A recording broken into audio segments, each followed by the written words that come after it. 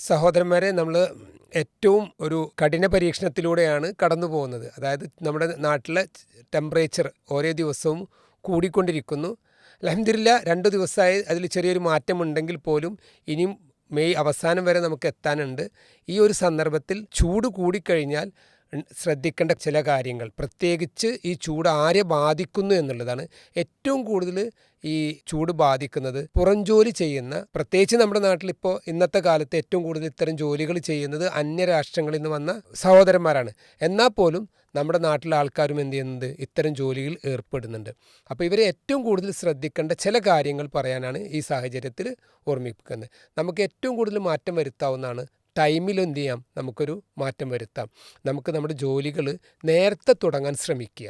ഒരു 6 മണിയാകുമ്പോഴേക്കും തുടങ്ങി കഴിഞ്ഞാൽ നമുക്ക് നേരത്തെ നിർത്താൻ കഴിയും. മറ്റൊന്ന് നമ്മൾ ശ്രദ്ധിക്കേണ്ടത്, ഉയരങ്ങളിൽ നിന്ന് ജോലി ചെയ്യുന്നവർ ഉണ്ടെങ്കിൽ അവരെ നമ്മൾ എന്ത് ചെയ്യാം, അവർക്ക് നന്നായിട്ട് ഉയരം കൂടും തോറും നമുക്ക് എന്ത് ചെയ്യാണ്, ടെമ്പറേച്ചർ കൂടി വരികയാണ്. അപ്പോൾ അവർക്ക് ഹീറ്റ് സ്ട്രോക്ക് പോലുള്ള പ്രശ്നങ്ങൾ വരാനുള്ള സാധ്യത വളരെ കൂടുതലാണ്. അപ്പോൾ ഹീറ്റ് സ്ട്രോക്കിൻ്റെ ലക്ഷണങ്ങൾ എന്ത് ചെയ്യാം, വളരെ ചുരുക്കി ഒന്ന് പറയാം. ഹീറ്റ് സ്ട്രോക്ക് എന്ന് പറയുന്നത് ഈ അമിതമായ ചൂട് കൊണ്ട് നമ്മുടെ ബോഡി എന്ത് ചെയ്യാണ്, ഡീഹൈഡ്രേഷനിലോട്ട് പോവുകയാണ്. ശരീരത്തിലെ ജലാംശം കുറയുന്നു. ഈ ശരീരത്തിലെ ജലാംശം കുറയുമ്പോൾ നമ്മുടെ സ്വാഭാവികമായും നമ്മുടെ BP കുറയുന്നു. BP കുറയുന്ന സമയത്ത് നമ്മളെ തലച്ചോറിലോട്ടുള്ള ബ്ലഡ് സർക്കുലേഷൻ കുറയുന്നു. ഈ തലച്ചോറിലോട്ടുള്ള ബ്ലഡ് സർക്കുലേഷൻ കുറയുമ്പോൾ തലച്ചോറിലോട്ടുള്ള ഓക്സിജനേഷൻ, തലച്ചോറിലോട്ട് എടുക്കുന്ന ഓക്സിജൻ്റെ അളവ് കുറയുന്നു. ഇത് കാരണം എന്ത് ചെയ്യാണ്, ഈ വ്യക്തി ഡിസോറിയൻറ്റഡ് ആവുന്നു, അല്ലെങ്കിൽ കൺഫ്യൂഷൻ എന്ത് ചെയ്യാണ്, പെട്ടെന്ന് ഇയാളുടെ അബോധാവസ്ഥയിലേക്ക് പോകുന്നു, അല്ലെങ്കിൽ കൺഫ്യൂഷനിലോട്ട് പോകുന്നു. കാരണം ഇയാൾ ബന്ധപ്പെടാത്ത കാര്യങ്ങൾ സംസാരിക്കുന്നു. BP കുറഞ്ഞതുകൊണ്ട് ഇയാൾക്ക് എന്ത് ചെയ്യാം, തലകറക്കം വരാം, ഇയാൾ താഴെ വീഴാനുള്ള സാധ്യതകൾ കൂടുതലാണ്. അപ്പോൾ ഉയരങ്ങളിൽ നിന്ന്, പ്രത്യേകിച്ചും ഹൈറ്റുകളിൽ നിന്ന് ജോലി ചെയ്യുന്നവർ ഹീറ്റ് സ്ട്രോക്കിൽ നിന്ന് രക്ഷപ്പെടാനുള്ള മാർഗ്ഗങ്ങൾ ശ്രമിക്കണം എന്നുള്ളതാണ് പ്രത്യേകം ഓർമ്മ. അതിൻ്റെ ഒരു മാർഗ്ഗമായിട്ടാണ് നമ്മൾ പറഞ്ഞത്, നേരത്തെ പണി തുടങ്ങുക, നേരത്തെ അവസാനിപ്പിക്കുക എന്നുള്ളതും.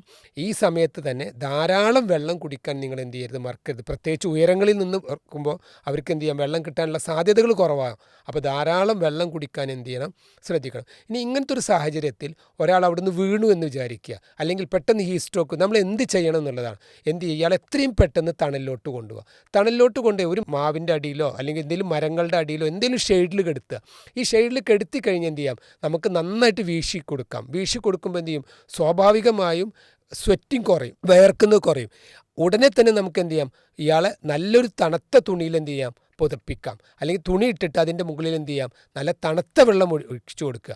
അപ്പോൾ ബോഡി എന്ത് ചെയ്യുന്നു, സ്വാഭാവികമായും ചൂടുള്ള ബോഡി തണുത്തു കൊടുക്കുന്നു. തണുത്ത വെള്ളം ഉപയോഗിച്ച് എന്ത് ചെയ്യുക, നന്നായി മൂടി വെക്കുക അയാളെ. അത് കഴിഞ്ഞാൽ എന്ത് ചെയ്യാം, തലച്ചോറിലോട്ടുള്ള സർക്കുലേഷൻ കുറഞ്ഞിരിക്കുന്നൊരു സമയം, അതിനെ കൂട്ടിക്കൊണ്ടുവരാൻ നമുക്ക് എന്ത് ചെയ്യാം, 2 കാലും കുറച്ച് മുകളിലേക്ക് പൊക്കി പിടിക്കുക.